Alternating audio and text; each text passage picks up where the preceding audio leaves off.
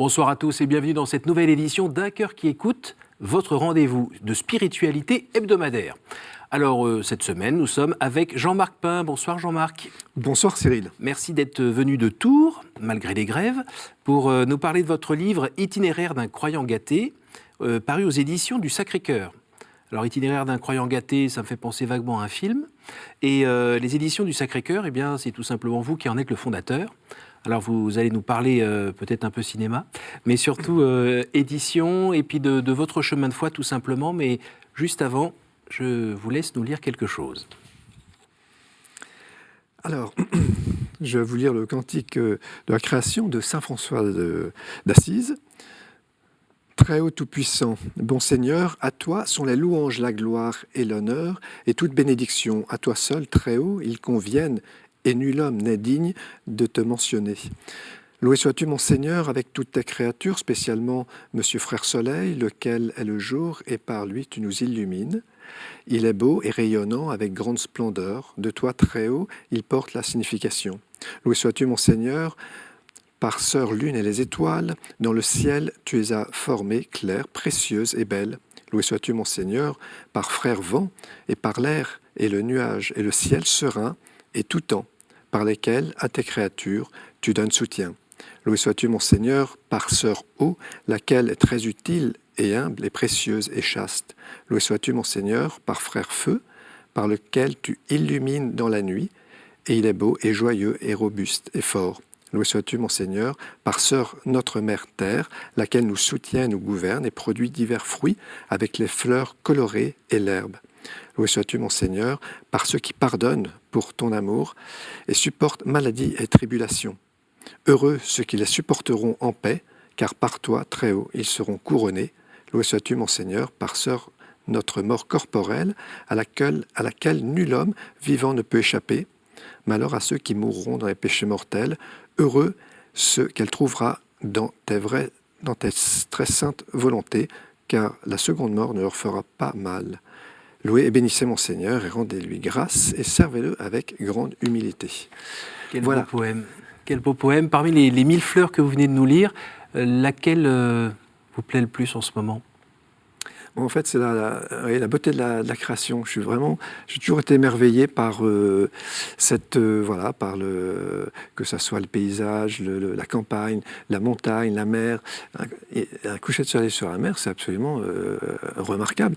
Et je me dis, mais le Créateur a fait une telle merveille pour nous, c'est que en fait, si on fait une comparaison avec la beauté de cette création, c'est-à-dire que le Créateur nous aime d'une façon incroyable. Voilà, c'est ce qui me plaît dans ce... Alors la nature, vous la connaissez parce que notamment, vous avez eu la chance de naître en Normandie, du côté de Dieppe, il y a 54 ans à peu près. Voilà. Et puis après, dans les premières années de professionnel, vous avez travaillé comme commercial et vous avez un peu sillonné toute la France. Donc on imagine que vous avez pu en voir des couchers de soleil et des levées de soleil quand même. C'est un petit peu aussi tout ça que vous avez dans votre tête, j'imagine. C'est ça ? Oui, tout à fait, oui, absolument. Depuis ce cheminement quand j'étais jeune, et puis premières années professionnelles avec beaucoup par mon travail, beaucoup de paysages et de découvertes, de lieux, de régions, de départements français en tout cas. Et dans votre famille, on était plutôt catholique ? Oui, tout à fait. Donc, absolument. Je suis né dans une famille chrétienne, je dirais assez classique, donc avec une mère qui pratiquait beaucoup, qui nous emmenait à la messe chaque dimanche, et puis un père un petit peu moins pratiquant. Le souvenir que j'ai de mon enfance par rapport à ça, c'est maman qui faisait le catéchisme à la maison. Voilà. On n'avait pas, à l'époque, pas de souvenir d'avoir fait des retraites ou des pèlerinages. En tout cas, dans ma famille, mes parents ne faisaient pas ça, mais ça m'a quand même bercé. J'ai grandi comme ça, effectivement. Alors, comme tout le monde, ou en tout cas comme la majorité des gens à l'adolescence, vous avez gentiment envoyé ça un peu baldinguer. Mais heureusement, ça avait été semé quand vous étiez plus jeune. Vous avez mis un petit peu de temps avant de le retrouver ? Eh bien, oui, parce que j'ai dû mettre de côté un petit peu la foi chrétienne, voilà, vers l'âge de 18-20 ans, hein, voilà, comme vous le disiez, comme beaucoup de jeunes. Et puis, c'est à 29 ans, où j'ai retrouvé, en tout cas, découvert l'amour de Dieu pour moi, personnellement. Alors, dans un grand moment, hein, d'ailleurs, que vous racontez dès le début du livre, comme quoi c'était quand même le grand moment quand même de votre vie, on a l'impression. Racontez-nous un petit peu cette balade parisienne benoîte, le nez en l'air, à regarder les beaux monuments. Oui, à l'époque, j'habite encore en Normandie et voilà, je suis un week-end début juillet à Paris et puis en promenant, une belle journée ensoleillée, je passe devant cette belle cathédrale Notre-Dame et je sais pas, instinctivement, je me dis tiens, je vais rentrer pour visiter. Ça fait bien longtemps que je suis pas rentré dans cette cathédrale et en faisant le tour à l'intérieur, à un moment donné, je vois un confessionnal qui était une pièce vitrée en fait, un prêtre qui confesse et quelques personnes qui attendent. Et là, en fait, un déclic, ça faisait peut-être 15 ans depuis mon adolescence que je ne m'étais pas confessé, donc je ne connaissais plus du tout ce sacrement quasiment. Et voilà, il y a une petite voix intérieure qui me dit tiens, c'est peut-être le moment de déposer ce que tu as déposé, parce que depuis 14-15 ans, ça fait quand même voilà. Il y a pas mal de choses, je pense. Ça va être long. Et notamment un poids, un péché que je portais voilà, depuis 2 ans, que je trouvais, voilà, qui me semblait important de remettre, voilà, pour lequel il fallait que je demande pardon. Donc vous faites gentiment la queue, vous passez à votre tour, vous pouvez vous confesser, vous ressortez déjà un peu léger. Oui, tout à fait. Léger, la vraie joie. Oui, léger, tout à fait, un peu comme une plume, je dirais. Et là, dès le lendemain matin, un coup de fil en fait qui va changer ma vie, puisque un ami m'appelle et me demande si je viens à son mariage le samedi suivant. En fait, j'avais pas reçu son invitation, son faire-part, et sans savoir pourquoi, je lui dis oui. Et toute la semaine, je me dis Normandie, aller du côté de Nantes, ça faisait quand même encore pas mal de route. Vous indiquez 700 km aller-retour en plus, puisque vous passiez la semaine sur la route déjà. Tout donc à là, fait. La barbe. Mais c'est amusant parce qu'une petite voix toute la semaine me dit oui c'est oui, non c'est non, t'as dit oui, t'y vas. Et tous les jours je remets en cause ma décision et en fait j'y vais. J'y vais et à la sortie de cette messe de mariage, je tombe nez à nez sur une charmante jeune fille. Un peu glaçon quand même, hein, tel que vous la racontez. Un peu glaçon. Glaçon quand même. Mais il a fallu dégeler le glaçon, effectivement, ça a pris J'aime bien le premier échange. Oui.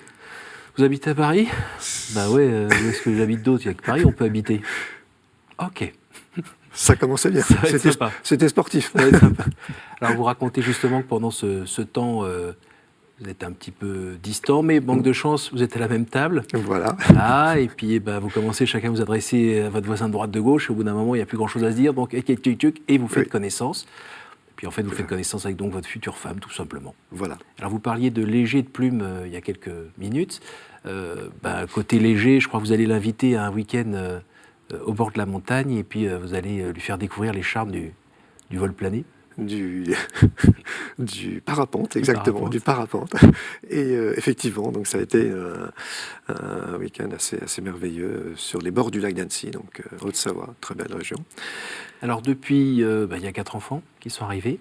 Oui, voilà. On s'est mariés 1 an plus tard et voilà, on a la chance d'avoir 4 enfants, tout à fait. Alors donc, en général, la Providence s'adresse comme ça avec vous. Elle vous dit oh, tiens, t'as pas envie d'aller te confesser, pauvre, vous rencontrez votre femme et machin, ça marche toujours comme ça ?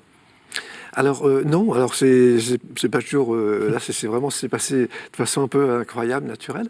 Quelquefois c'est plus compliqué, c'est vrai. C'est pas toujours comme ça. Mais ce qui est intéressant, c'est que dans le parcours, à peu près 1 an après notre mariage, on est invité par mes beaux-parents à un pèlerinage en Bosnie-Herzégovine, à Medjugorje. Et moi, je ne connais pas du tout, j'ai jamais fait de pèlerinage de ma vie, je n'étais ni pour ni contre, on propose ça, et mes beaux-parents me disent, puisque vous êtes jeune mariés, si vous voulez, on vous invite, et comme il y avait d'autres membres de la famille, des cousins, cousines et autres, je me suis dit, ça devrait être sympa, on va faire un voyage avec la famille de mon épouse, famille que je connaissais assez peu, et donc on y va. Et là, ça a été pendant ces 4 jours, au milieu des 4 jours, ça a été le basculement pendant une messe. Et j'ai senti de façon très forte que le Christ avait donné sa vie pour moi et qu'il m'aimait comme il nous aime, chacun de nous, de façon incroyable. Vous aviez quel âge à ce moment-là ? J'avais 30 ans. Ça a été comme une caresse, comme une claque, comme quoi ? La lumière très forte ? Non, ça a été une grande joie en fait intérieure, une grande joie intérieure. Et je suis revenu de ce pèlerinage, bien sûr, pas comme avant. J'avais entre-temps fait un virage à 180 degrés et du coup décidé de mettre le Christ à la première place dans ma vie. Et ce qui est assez étonnant, c'est que avant de revenir à la fin de ce séjour, avant de partir, je me suis dit, ça va être difficile de revenir dans le monde. Parce qu'on est finalement, on est quelque part sur une autre planète, on découvre l'amour du Christ. Et voilà, alors heureusement, vous aviez une épouse qui vous comprenait ? Oui, tout à fait. Ça aide un peu ? Oui, alors il a la chance aussi pendant ce même pèlerinage de vivre aussi sa conversion. Et donc on a une bénédiction parce que quand c'est l'un mais pas l'autre, ça peut être compliqué. Après il y a un décalage. Et bon. Bon, pour l'instant, vous êtes vernis quand on écoute ce que vous nous racontez. C'est vraiment itinéraire d'un croyant très gâté. Alors, effectivement, petite explication pour ce titre. C'est vrai que gâté, en fait, c'est vrai que moi, je me sens vraiment gâté en tant que chrétien, en tant que croyant. Et je pense qu'en fait, on est tous quelque part gâtés. Alors, après, c'est la façon, est-ce qu'on s'en aperçoit, comment on est-ce qu'on regarde au bon endroit ? Voilà. On peut toujours regarder le verre à moitié vide, on peut regarder la partie pleine aussi. La pelouse du voisin. Tout à fait. Je peux dire ça, vous êtes à Dieppe en Normandie, donc c'est toujours vert. Ici, c'est plus difficile déjà, donc... Professionnellement, ça a eu un impact ? Oui, vraiment. Vraiment, parce que, en fait... à partir de ce moment-là, je vis mon travail, je continue bien sûr, à l'époque je suis commercial, donc je continue à vendre du mobilier pour les maisons de retraite. Mais ça change quand même quelques paramètres. C'est-à-dire que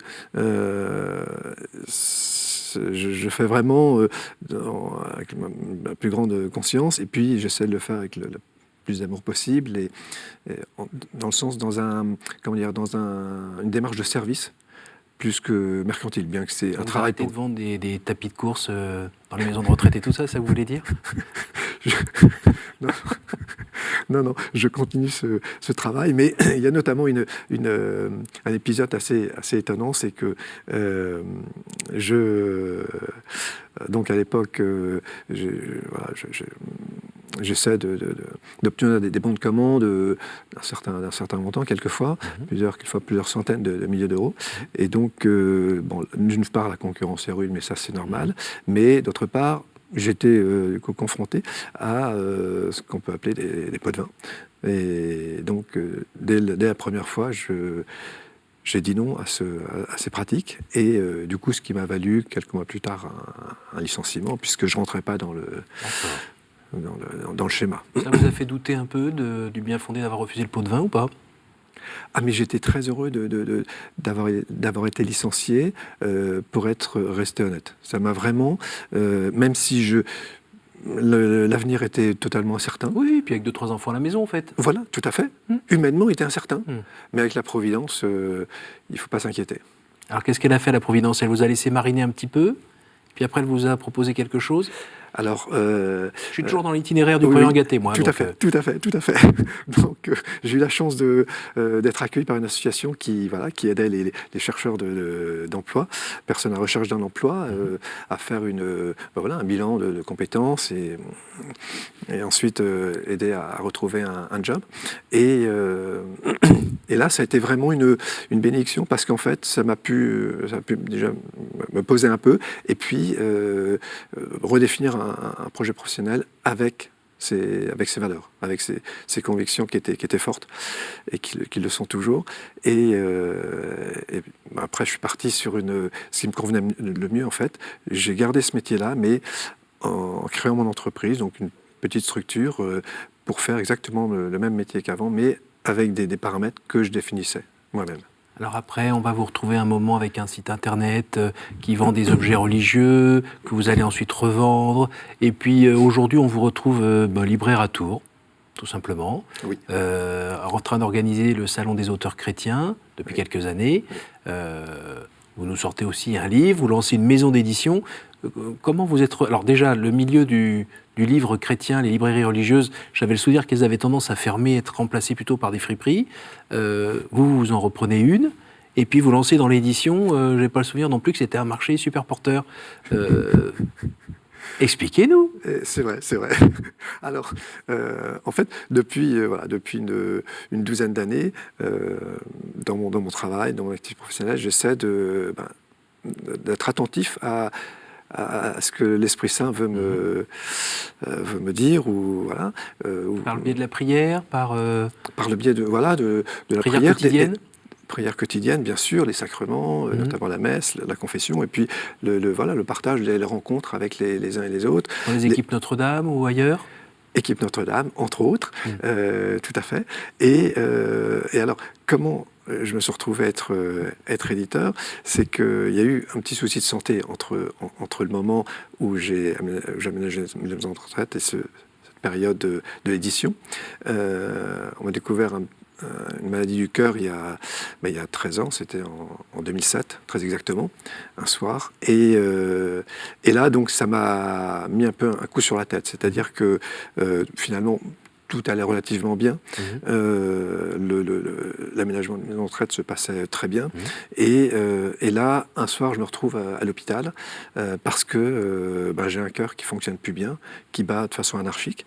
Et suite à ça, on me découvre en fait un syndrome qui s'appelle le syndrome de Brugada, et dont les caractéristiques, pour faire un raccourci, sont l'arrêt du cœur brutal, au repos, et plutôt tranche d'âge 35-50 ans. Alors quand on a 41 ans, avec 4 enfants, dont le dernier a 1 an et demi, on se dit, waouh, là, on se prend un coup de bambou sur la tête.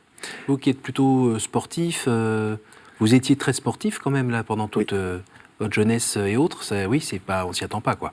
Oui, tout à fait. Oui, depuis le. Vous n'êtes pas rancunier, hein, c'est les éditions du Sacré-Cœur. Donc. Voilà. Et donc, cette maladie du cœur. Pendant 6 mois, j'arrête de travailler parce que j'ai un certain nombre d'examens et de petites interventions à l'hôpital. Et quelque chose d'assez, jusqu'à la dernière intervention où, en fait, les médecins voulaient tester la résistance du cœur. Ils m'ont fait donc une petite anesthésie locale, ils m'ont envoyé une sonde jusqu'au cœur pour le titiller et au final l'arrêter. Ça, ils ne me l'avaient pas dit avant quand même. Ils l'ont arrêté, effectivement. Mais là, il s'est passé quelque chose d'incroyable, c'est que le cœur est arrêté et moi, je continuais à vivre. Et dans la prière, quelques temps plus tôt, on avait compris qu'il fallait vraiment faire confiance à Jésus par rapport à ce problème de santé. Et donc, ça a été confirmé lors de ce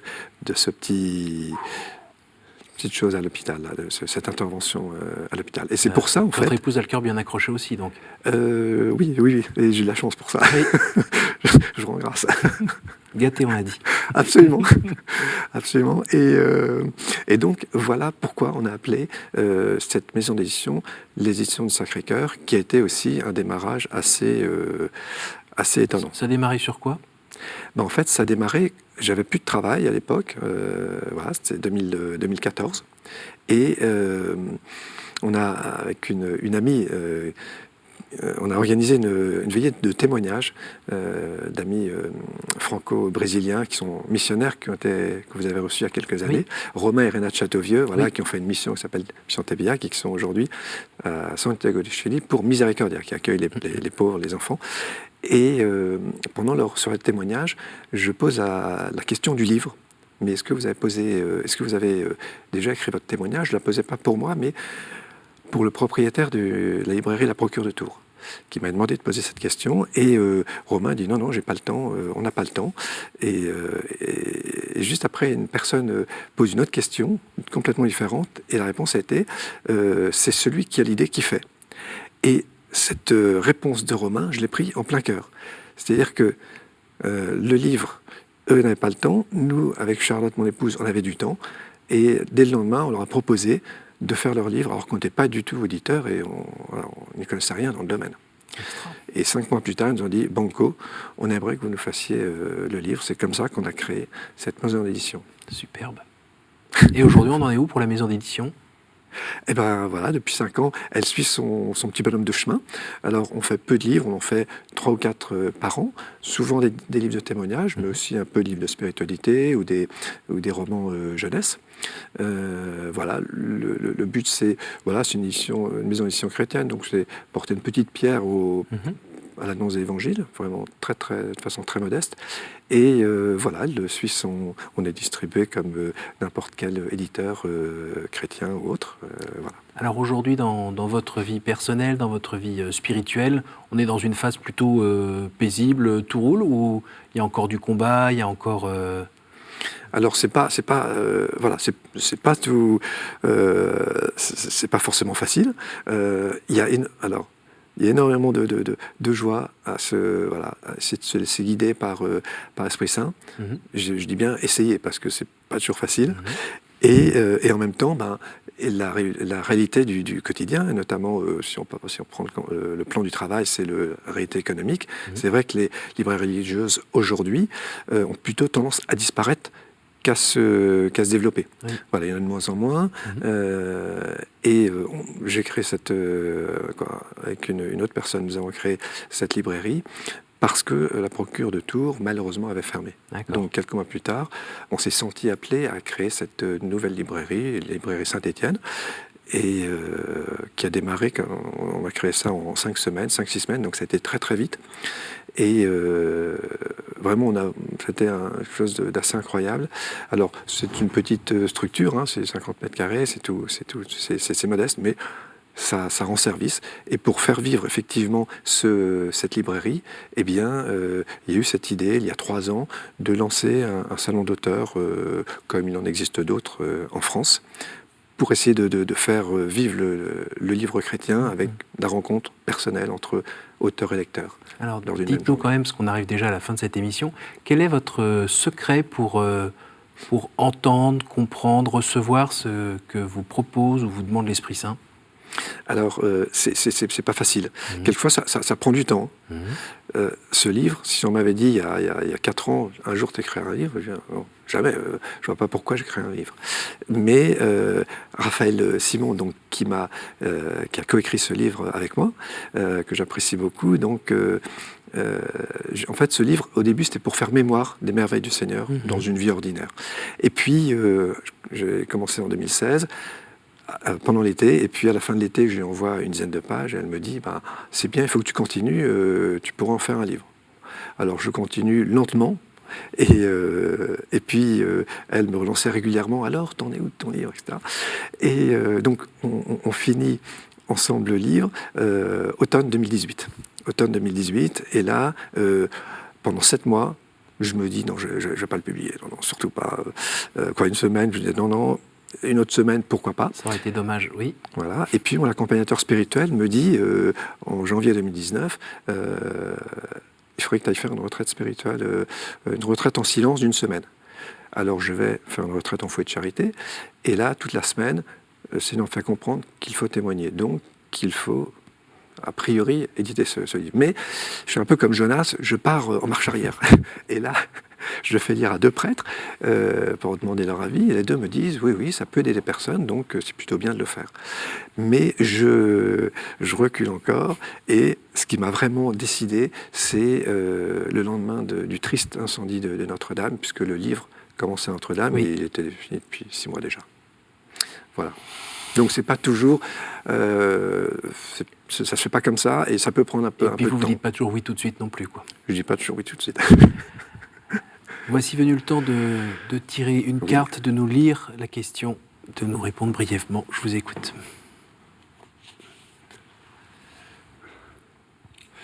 Alors, quel conseil donneriez-vous à quelqu'un qui vous dirait « J'ai envie de rencontrer Dieu, par quoi dois-je commencer ?» Pas facile comme question. Je dirais, c'est vrai que qui cherche trouve de toute façon. Et peut-être de parler déjà avec une personne qui a la foi. Commencer par un échange avec une personne croyante.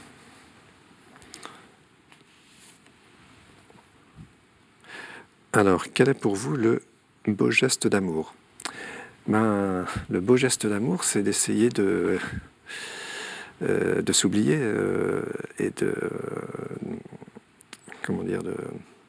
s'oublier soi-même et d'essayer de laisser passer l'autre devant soi. Je pense notamment à la vie de couple, pour les personnes qui sont mariées. Avant de se servir soi-même, essayer de faire passer l'autre en premier.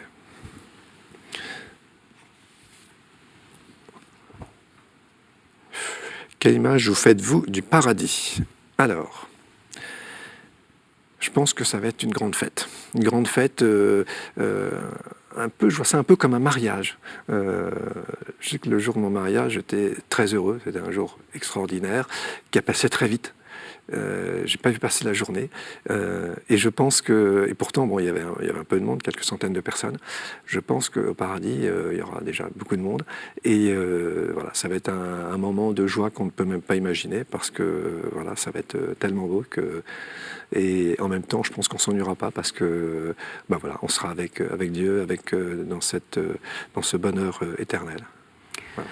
Merci beaucoup Jean-Marc. Merci d'être venu nous raconter un petit peu le contenu de ce livre. Ça donne envie de le lire parce que c'est un très beau témoignage de l'action de Dieu dans notre quotidien.